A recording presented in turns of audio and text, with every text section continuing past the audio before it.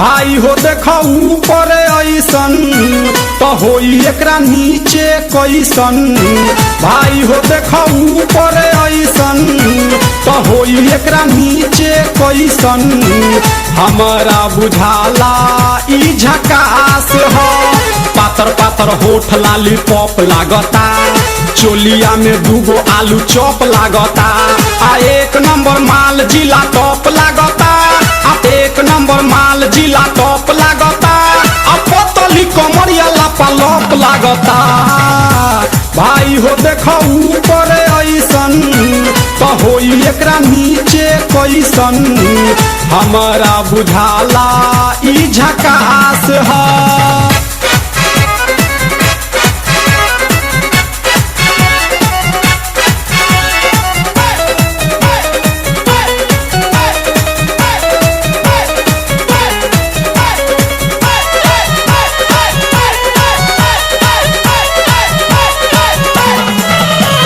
रहिया में खूब अगरा के चलेली, नौहिन के दिल धड़का के चलेली। आ छोटे छोटे कपड़ा चढ़ा के चलेली, आ छोटे छोटे कपड़ा चढ़ा के चलेली।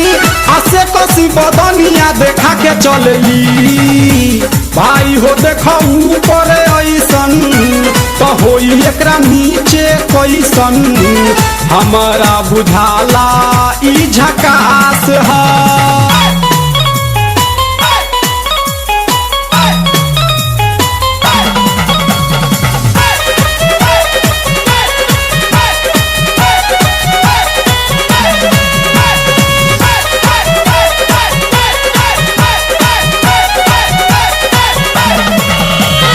सोलह साल के एज में बेजोर लागेली, देखो देखो चांद ई चकोर लागेली। आ चढ़ल बा जवानी पोरे पोर लागेली, आ चढ़ल बा जवानी पोरे पोर लागेली। आ दिलवा चोरावे वाली चोर लागेली। भाई हो देखो ऊपर ऐसन तो होई एकरा नीचे कैसन। हमारा बुझाला ई झकास है।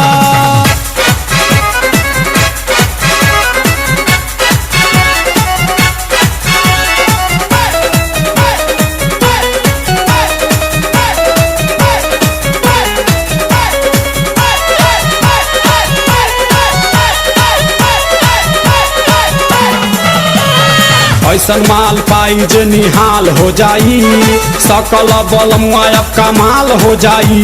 आ फिर जेल जाए के सवाल हो जाई, आ फिर जेल जाए के सवाल हो जाई।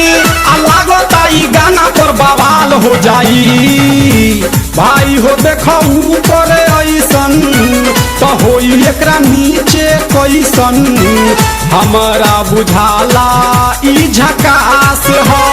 पातर पातर होठ लाली पॉप लागता, चोलिया में दूगो आलू चॉप लागता। आ एक नंबर माल जिला टॉप लागता, आ एक नंबर माल जिला टॉप लागता। आ पतली कमरिया लापालॉप लागता। भाई हो देखो ऊपर ऐसन तो होई एकरा नीचे कैसन। हमारा बुझाला ई झकास